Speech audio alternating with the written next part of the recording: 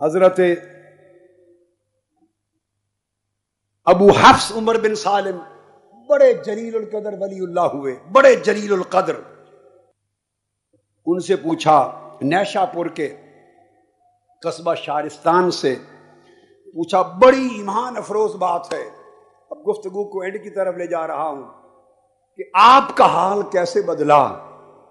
کہنے لگے کہ میں ایک لونڈی پر فریفتہ ہو گیا، عاشق ہو گیا، نیشا پور کی لونڈی پر، اور بڑی کوشش کی کہ کہیں میرا اس سے رشتہ ہو جائے، میری بیوی بن جائے. کام نہ بنا. لوگوں نے کہا کہ شارستان شہر میں ایک یہودی جادوگر ہے. ہم تن کان بن کے یہ بات سنیے، کان بن کر سر سے پاؤں تک، ایک یہودی جادوگر ہے. اس جادوگر کے پاس جاؤ، تمہارا مسئلہ حل ہو جائے گا. وہ کہتے ہیں کہ میں یہودی جادوگر کے پاس گیا کہ میری یہ لونڈی مجھے مل جائے، یہ لڑکی مل جائے. اس یہودی نے کہا 40 دن کے لیے نماز چھوڑنی ہوگی. میں نے کہا تیار ہوں.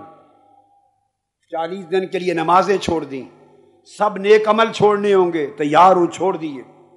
سب عبادتیں چھوڑ دیں. اس نے اسلام کا ہر رکن، ہر عمل، ہر عبادت اور ہر عمل صالح 40 دن کے لیے چھوڑنے کو کہا. میں نے سب کو چھوڑ دیا، پورا اسلام چھوڑ دیا. اس نے اپنا جادو کرنا شروع کر دیا. 40 دن پورے ہو گئے، اس نے اپنا عمل مکمل کیا، مگر مقصود حاصل نہ ہوا. اس لونڈی کا دل نہ بدلا. میں نے کہا کہ تمہارے کہنے پر میں نے پورا دین چھوڑ دیا 40 دن، مگر مقصود حاصل نہیں ہوا. اس نے کہا ابو حفص، میرا جادو کبھی خطا نہیں جاتا، عمل کبھی بیکار نہیں جاتا. یقیناً 40 دنوں میں تو نے کوئی نہ کوئی نیک کام ضرور کیا ہے. اس نیک کام کی وجہ سے میرا جادو ٹوٹ گیا ہے. سوچ کیا کیا ہے؟ ان کا خدا کی قسم کوئی نیک کام نہیں کیا.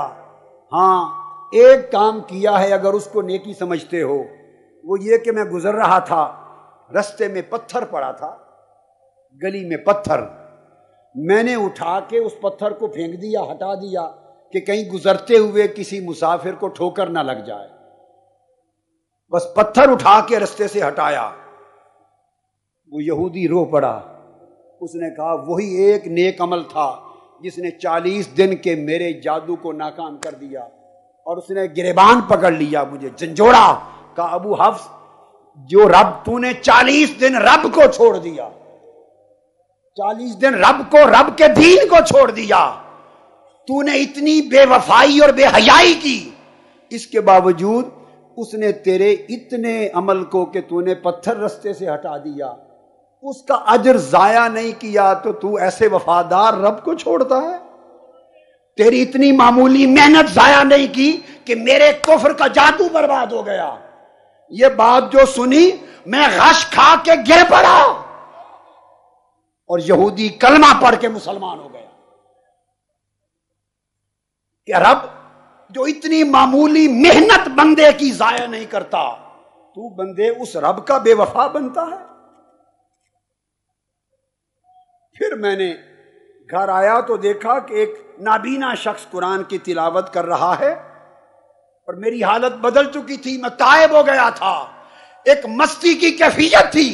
قرآن کی تلاوت سنتا رہا، اور میں خیال نہ رہا، آگ کی بھٹی کے پاس بیٹھا تھا، میں نے آگ کی بھٹی میں ہاتھ دے دیے، میرے ہاتھ جل گئے، مگر قرآن کے سماعت کرنے کی مستی میں ہوش نہ رہا.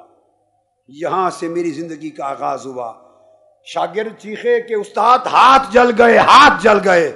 جب محویت ختم ہوئی تو پھر میں نے کہا کہ ہم نے جب دنیا کے کام سے ہاتھ اٹھا لیا تو اس کی محبت نے ہر کام سے ہمارا ہوش بھی اٹھا لیا.